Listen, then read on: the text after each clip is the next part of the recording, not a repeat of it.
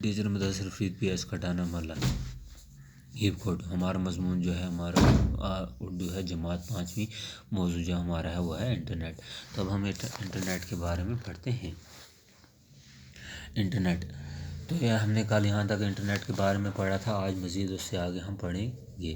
اگر آپ امریکہ کی کسی لائبریری میں کسی مخصوص مضمون کی خاص کتاب کی چند اوراق کی فوٹو کاپی لینا چاہتے ہیں تو آپ اپنے کمپیوٹر انٹرنیٹ کے ذریعے اس لائبریری میں داخل ہو کر اس مخصوص کتاب کی ان اوراق کو اپنے مانیٹر پر پھیلا کر پڑھ سکتے ہیں۔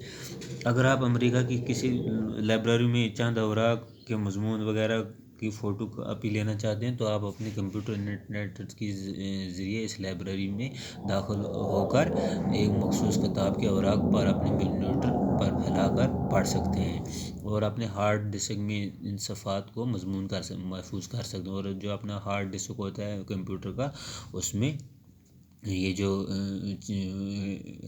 جانکاری ہے اس کو محفوظ کر سکتے ہیں۔ یہ چند منٹوں میں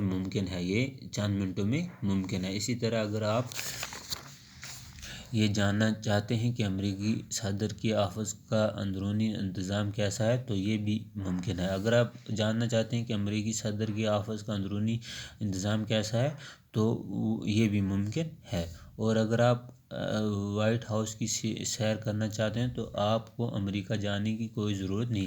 اگر آپ کو وائٹ ہاؤس کی سیر کرنا چاہتے ہیں تو آپ کو امریکہ جانے کی بھی ضرورت نہیں۔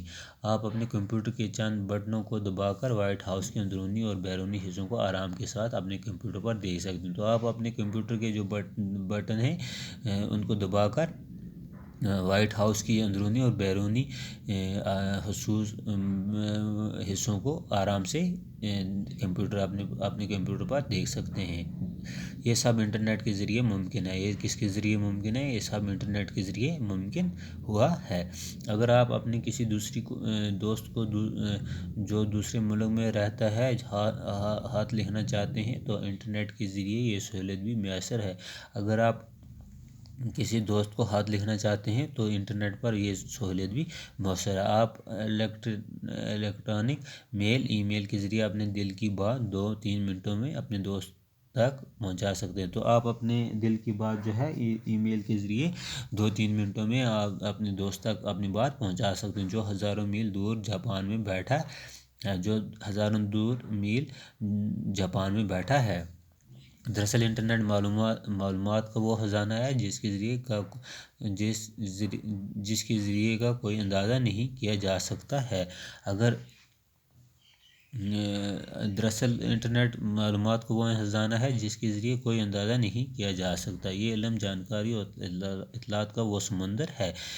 اس میں یہ سب چیزیں پائی جاتی ہیں۔ یہ وہ سمندر ہے جو اطلاعات کے جوہر سے مالا مال ہے، جو معلومات اور اطلاعات کے ذریعے سے مالا مال ہے۔ تو اب ہم اس کے کچھ سوالات پڑھتے ہیں۔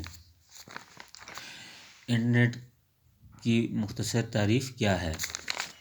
تو یہ جواب اس کا ہے، انٹرنیٹ دنیا کا سب سے بڑا کمپیوٹر نیٹ ورک ہے جس سے دنیا میں کروڑوں افراد براہ راست آپس میں جڑے ہوئے ہیں۔ انٹرنیٹ کی سب سے بڑی خاصیت کیا ہے؟ جواب، اس نیٹ ورک کی سب سے بڑی خاصیت یہ ہے کہ آپ چند منٹوں میں ایک مواصلاتی نظام کے ذریعے کسی بھی ایک شخص سے رابطہ قائم کر سکتے ہیں۔ تیسرا سوال ہے اس کا، انٹرنیٹ کے ذریعے خط بھیجنے کا طریقہ کیا کہلاتا ہے؟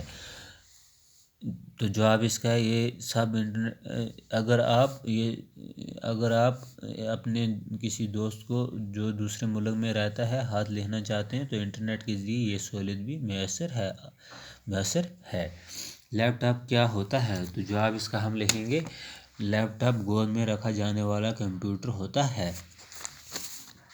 مانیٹر کسے کہتے ہیں؟ تو ہم اس کا جواب لکھیں گے، مانیٹر کمپیوٹر کی سکرین کو کہتے ہیں۔ تو بچوں یہ تھا ہمارا آج کا موضوع انٹرنیٹ۔